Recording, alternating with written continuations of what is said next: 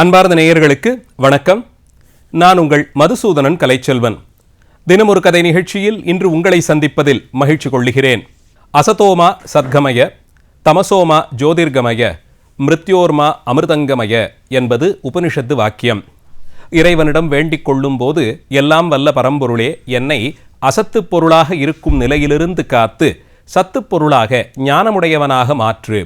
என்னுள்ளே இருக்கக்கூடிய இருளை தீர்த்து அங்கே ஒளிபரவும்படியாகச் செய். நான் முடிவடைந்து போய்விடுவேன், மரணம் என்ற ஒரு நிலையிலிருந்து கடந்து என்னை என்றும் மரணமற்றவனாக்கு என்ற இந்த மிக பிரபலமான வேண்டுதலை உபனிஷத்துக்கள் இறைவன் முன்பாக வைக்கின்றன. இவற்றை ஓதும் போதெல்லாம் நம் உள்ளே இருக்கக்கூடிய அக இருள் நீங்கி புற இருள் நீங்கும்படியான அந்த ஜோதி போலே உள்ளுக்குள்ளேயும் ஒரு ஆன்ம ஜோதி தோன்ற வேண்டும் என்பதுதான் இறைவனிடம் நான் வைக்கும் வேண்டுதலாக இருக்கும். அதனால்தான் இந்திய தத்துவத்திலே தீபத்திற்கு, ஒரு விளக்கிற்கு மிகுந்த முக்கியத்துவம் கொடுக்கப்பட்டிருக்கிறது. இருள் என்பது அறியாமையினுடைய வெளிப்பாடாய் பார்க்கப்படுகிறது. எப்படி ஒளியில்லாத ஒரு அறைக்குள்ளே சென்று மாட்டிக்கொண்டால் நமக்கு பார்வை இருந்தாலும் கூட அந்த இருட்டிலே நம்மையே நாம் பார்த்து கொள்ள முடியாதபடிக்கு அங்கே அறியாமை சூழ்ந்திருக்கும். எதிரே இருப்பவர் யார், அங்கே என்ன பொருள் இருக்கிறது, எதை நோக்கி சென்றால் நாம் முட்டுப்பட்டு வீழ்வோம் என்பது பற்றிய தெளிவில்லாது நாம் தவிக்கக்கூடிய நிலைதான் இருட்டு அறையிலே இருப்பது போன்றதான அந்த அறியாமையாகிற இருள். அது நீங்க வேண்டுமென்றால் நமக்கு அங்கே ஞான ஒளியானது தேவைப்படுகிறது. அதுபோல்தான் அகத்தினுள்ளே, உள்ளுக்குள்ளே இருக்கும் இருள் நம்மை உண்மை ஒளியை நோக்கி செல்ல முடியாது தடுத்து வைக்கிறது. அந்த இருளாகிற திரை விலகினால் உள்ளுக்குள்ளே ஆன்ம ஜோதியாக இறைவன் தன் ஞானத்தை கொண்டு பார்க்கும்படியான நிலைக்கு நம்மை உயர்த்துவான். இந்த தாத்பரியத்தின் அடிப்படையில்தான் விளக்கிற்கு நாம் எல்லா வழிபாட்டு முறையிலும் ஒரு முக்கியத்துவம் கொடுத்திருக்கிறோம். எப்படி சில நேரங்களிலே அகத்தினுள்ளே இருக்கக்கூடிய இருள் நம்மை ஞானத்தை நோக்கி செல்லாது தடுக்கிறதோ, அதுபோல்தான் காலமாற்றத்திற்கு தகுதியாக பனிபெயர்ந்து இருக்கக்கூடிய இந்த கார்த்திகை மார்கழி ஆகிய காலங்களிலே அந்த அடர்த்தியான பனி நம் முன்பாக ஒரு திரை போலே அமைந்துவிட, அந்த திரையை நீக்கி ஞானம் பெருக்கும் விதமாய் இறைவனை தரிசிப்பதற்கு தகுதியாய் அங்கே பெரும் விளக்கு ஏற்றி வழிபாடு செய்தல் என்ற ஒரு மரபு கார்த்திகை மாதத்திலே வரக்கூடிய பௌர்ணமி திதியிலே ஏற்பட்டிருக்கிறது. சைவாகமங்கள் முன்மொழியக்கூடிய பண்டிகைகளுக்குள்ளே கார்த்திகை தீப பண்டிகை மிக முக்கியமான விழாவாக கருதப்படுகிறது.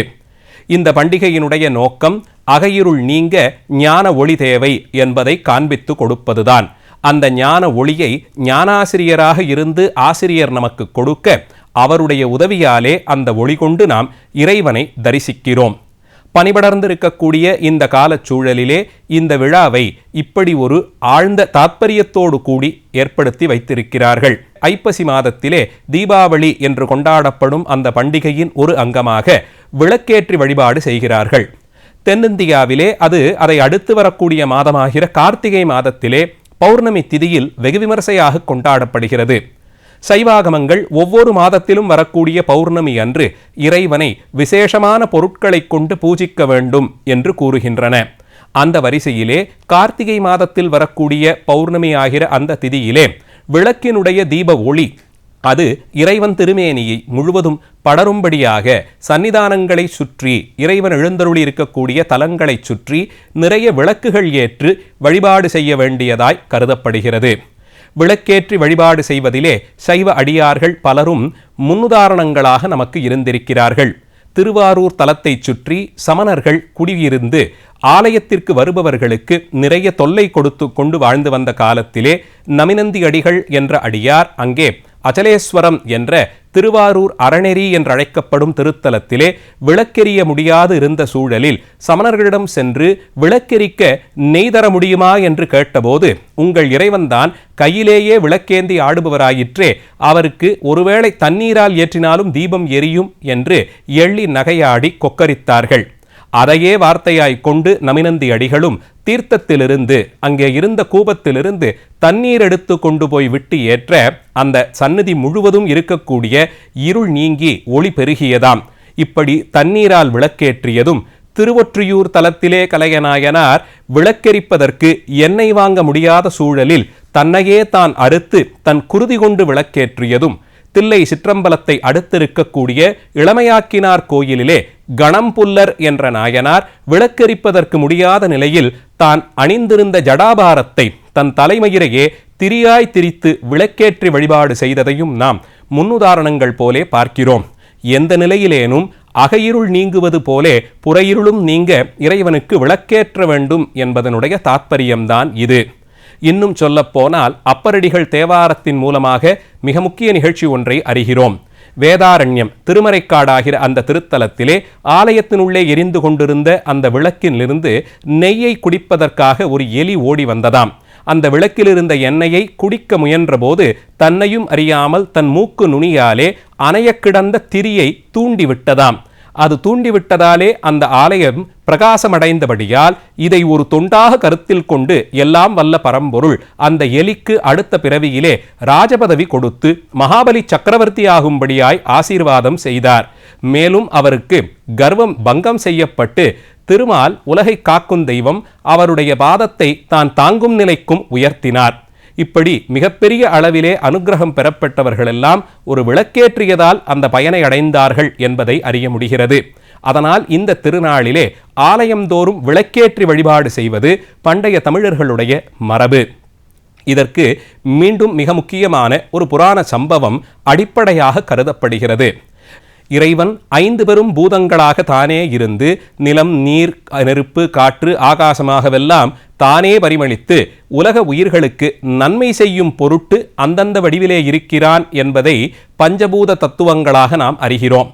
அந்த 5 பூதங்களாகவும் இறைவன் விளங்கும் தன்மையை அந்த ஒவ்வொரு பூதத்திற்கும் ஒரு சிறப்பு கொடுத்த ஒரு திருத்தலத்திலே அந்த பஞ்சபூத லிங்கங்களாக இறைவன் காட்சி தருகிறான். பிருத்திவி லிங்கமாக திருவாரூரிலும் காஞ்சிபுரத்திலும் காட்சி தரும் பெருமான் அக்னி லிங்கமாக திருவண்ணாமலை திருத்தலத்திலே காட்சி தருகிறார். மிகுந்த பாரம்பரியமும் சிறப்பும் உடைய வரலாற்று சிறப்பும் உடைய புண்ணிய திருத்தலம்தான் திரு அண்ணாமலை. ஞான தபோதனரை வா என்று அழைக்கும் மலை என்று இந்த மலையின் சிறப்பை பாடுவார்கள். ஞானியர்கள் பக்குவ நிலை எய்த வேண்டி தேடி வரும் தலமாக இந்த தலம் இருக்கிறது. இங்கே ஒரு பெரிய மலை, அது ஒரு காலத்தில் எரிமலையாக இருந்து சிதறி அதிலிருந்து வழிந்த நெருப்பு குழம்பு குளிர்ந்து அந்த மலையானதாக அறிவியல் கண்டுபிடிப்புகளும் நமக்கு கூறுகின்றன.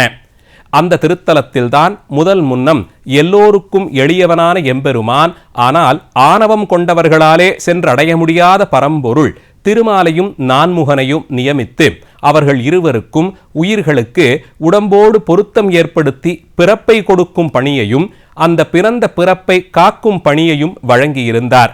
அந்த பணியிலே ஈடுபட்டிருந்த திருமாலும் நான்முகனும் ஆணவத்தின் வெளிப்பாடாக நம் இருவருள்ளே யார் பெரியவர் என்று வாக்குவாதத்திலே ஈடுபட்டு அது சச்சரவாக வெடித்தது.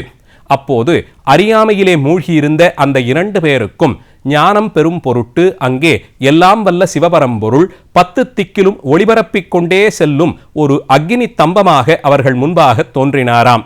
அக்னி ஸ்தம்பம் அதனுடைய தோற்றமும் முடிவும் அறிய முடியாதபடிக்கு எல்லா திசையிலும் ஒளிபரப்பி புறப்பட்டது.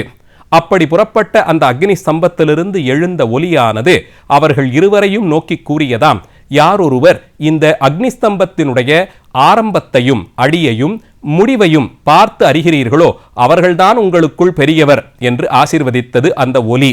உடனடியாக திருமால் வராக அவதாரம் எடுத்து பன்றி வடிவம் எடுத்து தன்னுடைய கூர்மையான கொம்புகளாலே பூமியை பிளந்து கொண்டு போய் அந்த அக்னிஸ்தம்பத்தினுடைய தொடக்கம் எங்கே இருக்கிறது என்பதை கண்டறிய எத்தனித்தார். பல யுகங்கள் பல்வேறு புவனங்களையும் குடைந்து கொண்டே உள்ளே போன திருமாலால் ஒரு நிலையிலும் அந்த அக்னிஸ்தம்பத்தினுடைய தொடக்கம் எங்கிருந்து என்பதை கண்டடைய முடியாமல் மேலேறி வந்து தன்னுடைய தோல்வியை ஒப்புக்கொண்டு சிவபரம்பொருளை கைகூப்பி வணங்கி நின்றார்.